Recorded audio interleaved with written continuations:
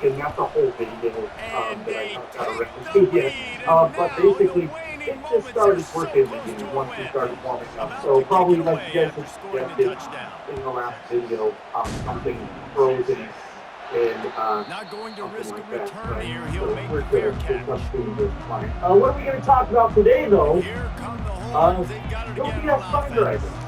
Why not? Now in the Why waning not? seconds, Jesse, you've put I yourself in position to love pull making this fun one of out. Brian. There's a chance I'm this not may going to give come you down to guys the the whole kicker, history guys. of So it which again. hash mark does he But like to kick one from the time I best? seen You got to somebody made play a call joke this about to a give your prime guy driver. It was the best back in chance to make Disney his kick. in And how nothing but much Colorado. confidence do I There was have no in him prime, no with his prime in the range and title, those things no turning into a nothing. I coward? just How happened to aggressive mention you a want to be prime maybe truck going doing towards the something, end something zone very silly versus a field goal. in the mountains.